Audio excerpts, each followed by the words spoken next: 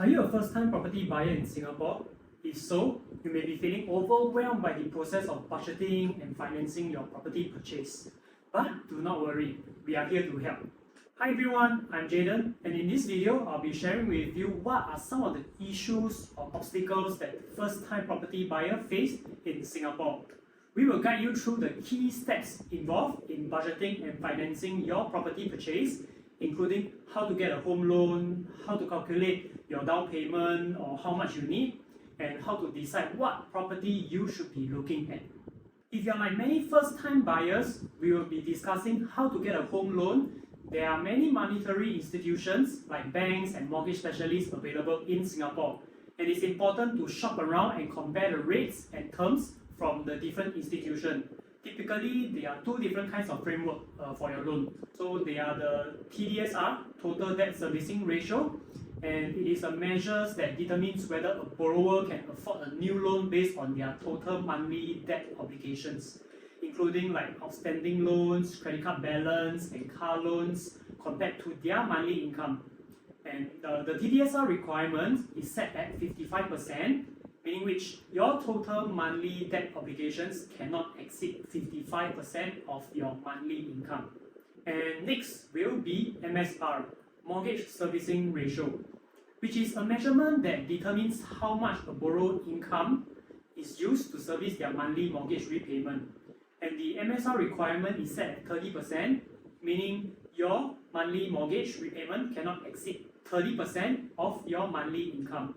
These frameworks were introduced back in 2013 to ensure responsible borrowing and prevent borrowers from over-leveraging themselves. Of course, as a real estate agent, we are equipped with tools to help buyers like yourself to run the numbers with you to see where you stand financially in order to decide which property type will suit you and your needs. So if you're considering looking into the property market, you can always arrange a non-obligation meetup to understand where you stand financially. Next, you may wonder how much you need for a down payment. So typically, you will need to put down 25% of the purchase price as the down payment plus the buyer's stamp duty or additional buyer's stamp duty. That may sound a lot, but do not worry. Out of this 25% plus buyer's stamp duty, it is not fully cash component. We are actually able to utilize our CPF to finance your down payment as well. And depending on what type of property you are considering, for example, HDB, they have grants or schemes that can help with the down payment with CPF. There are family grants, enhanced housing CPF grant, proximity grant, etc. And for executive condominium, there are also CPF housing grant as well. When it reaches this stage, it will always be great to speak to a professional to ensure that you are, as a first-timer property buyer, very clear on that. It doesn't matter which property type, HDB, EC, or private, getting your finances sorted out is extremely important and crucial. Finally, we will talk about how to calculate your monthly mortgage payments. This will help you understand how much you need to budget for your installment each month. So before we decide to go ahead with the purchase, you will need to run through these numbers based on the purchase price. And depending on the property type, the monthly installment is very, very different. Because if you are buying a BTO, after down payment, you don't have to pay anything until your key collection. And as for resale HDB and condo, after the down payment and the completion, which is typically about 2 to 3 months, your full monthly installment will kickstart. And if you are looking at EC, there are two types of payment scheme as well. The normal progressive payment scheme and the deferred payment scheme. As for normal progressive payment scheme, NPS, it is a payment scheme commonly used in Singapore when purchasing a property under construction, aka new projects. So under this scheme, the buyer pays a purchase price in stages as the construction progresses. So the payment schedule is predetermined and typically it ranges from 5 to 20% of the purchase price of each payment. And when it reaches the vacant possession date and the certificate of statutory completion, that is where your full installment will kickstart. And the duration from the down payment to your TOP date is typically about 2 to 4 years, meaning which from your date of purchase till you collect your keys, the installment amount is a small fraction of your actual mortgage, which is not so strong in a way.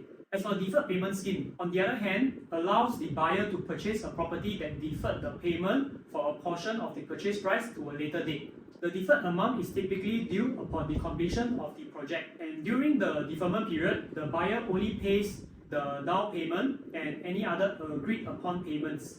The deferred payment scheme was introduced as an alternative for buyers who may not have the financial means to make the full payment upfront, who prefer to delay the payment until the property's completion. However, it is important to note that the unit price is typically 3% higher compared to buyers that bought with the normal progressive scheme.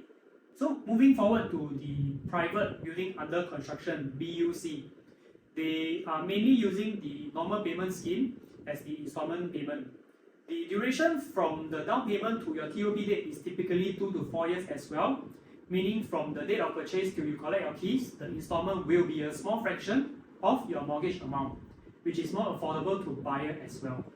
By following the steps I have outlined in this video, I'm sure you have a clearer picture of budgeting and financing your property purchase as a first-time buyer in Singapore. So for more information and guidance, you can always arrange a non-obligation discussion with me to help you through your property purchase journey. So if you enjoy watching this video, do help me like, share and subscribe to my channel. My socials and my contacts are in the description section down below. So thank you for watching and good luck with your property purchase.